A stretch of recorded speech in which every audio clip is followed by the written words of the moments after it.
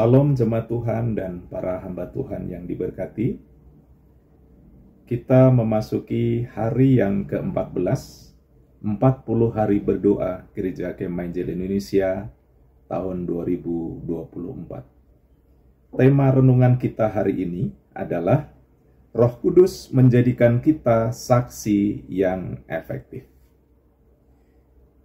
Ayatnya terambil dari Kisah Rasul pasal 1 ayat yang ke-8. Mari kita berdoa. Bapa di surga, kami bersyukur hari ini kami merasakan anugerah Tuhan. Terima kasih, dan kami ingin merenungkan kebenaran firman-Mu. Tuntun kami ya Roh Kudus, urapi kami, supaya kami terus hidup dalam kebenaran-Mu, dan kami boleh menyenangkan Dikau. Di dalam nama Tuhan Yesus. Amin.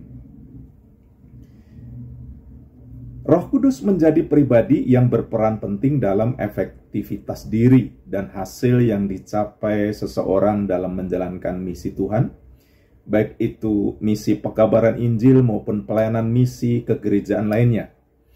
Tanpa peranan Roh Kudus, seseorang tidak akan efektif dalam menjalankan tugas misi pelayanan. Roh Kudus harus ada di dalam diri setiap orang percaya, terutama mereka yang terlibat dalam pelayanan akan pekerjaan Tuhan. Jika kita memperhatikan awal mula pelayanan Yesus, Yesus sendiri menerima kehadiran Roh Kudus sebelum dia aktif melakukan pelayanannya. Yesus setelah dibaptis dan keluar dari air, Roh Allah turun ke atasnya dalam Matius 3:16. Ini menggambarkan bahwa sebelum Yesus menjalankan misi Allah, dia menerima peneguhan dan urapan Allah melalui kehadiran Roh Kudus dalam dirinya.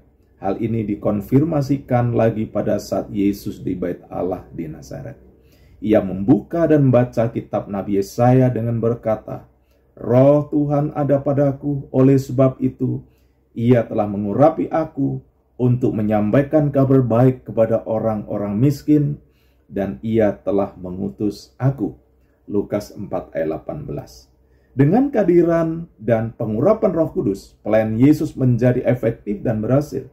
Roh Allah ada pada Yesus sehingga Ia menyampaikan firman dengan penuh kuasa. Roh Allah ada pada Yesus sehingga Ia mengusir setan-setan, dan Roh Allah ada pada Yesus sehingga Ia membuat mujizat-mujizat. Menyembuhkan orang, buta melihat, tuli mendengar, bisu berbicara, lumpuh berjalan, orang mati dibangkitkan, dan sebagainya.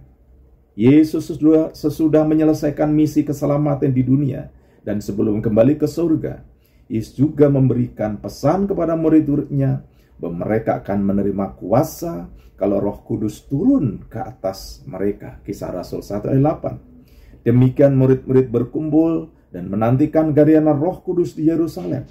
Mereka berkumpul dan berdoa sehingga tepat pada hari Pentakosta turunlah Roh Kudus memenuhi mereka, yaitu murid-muridnya. Murid-murid yang dipenuhi Roh Kudus memiliki kuasa Allah dalam melakukan pelayanan-pelayanan yang luar biasa. Demikian juga pelayanan gereja Tuhan masa kini. Kehadiran dan urapan Roh Kudus dalam diri seorang pelayan Tuhan sangatlah diperlukan dan diharuskan. Roh Kudus yang ada pada seorang pelayan Tuhan, ia akan mampu mengerjakan suatu pelayanan dengan kepribadian yang baik dan benar, pengabdian yang baik dan benar, serta hasil yang baik dan benar. Seorang saksi atau pelayan Tuhan menjadi efektif dan hasil pelayanan menjadi efektif karena karya Roh Kudus. NA. Pokok doa hari ini, Bapak Ibu, 1. Doakan jemaat dan para pelayan di lingkungan GKI agar menyadari akan peranan karya Roh Kudus dalam hidup pelayanan gereja Tuhan. Lalu yang kedua, doakan agar Roh Kudus berkarya untuk kemenangan rohani umat Tuhan di Indonesia. Yang ketiga, doakan agar Roh Kudus lebih berkarya dalam pemenangan jiwa-jiwa baru di seluruh pelayanan GKI. Mari kita berdoa. Bapa di surga, terima kasih untuk firman Tuhan hari ini yang mengingatkan kami bahwa Roh Kuduslah yang menjadikan kami saksi-saksi yang efektif. Tuhan, ingatkan kami, keberadaan kami di dunia ini adalah menjadi saksi Kristus siapapun kami, sebagai orang percaya. Karena itu, ya Roh Kudus, urapilah kami sebagai umat-Mu, sebagai jemaat, sebagai hamba Tuhan, dan berikan kuasa-Mu untuk kami boleh melayani Tuhan, untuk kami boleh menjangkau jiwa-jiwa. Kami berdoa bahkan Roh Kudus berkarya, mengurapi, mengerjakan kebangunan rohani bagi setiap pribadi, bagi kami, keluarga kami, bagi gereja kami, bahkan seluruh gereja Kemah Injil Indonesia. Kiranya Tuhan mengurapi para hamba-hamba Tuhan dan jemaat Tuhan, dan kami boleh menjadi agen kebangunan rohani dan membawa jiwa-jiwa bagi kemuliaan nama Tuhan. Dalam nama Tuhan Yesus, amin. Tuhan Yesus memberkati. Bapak Ibu, shalom.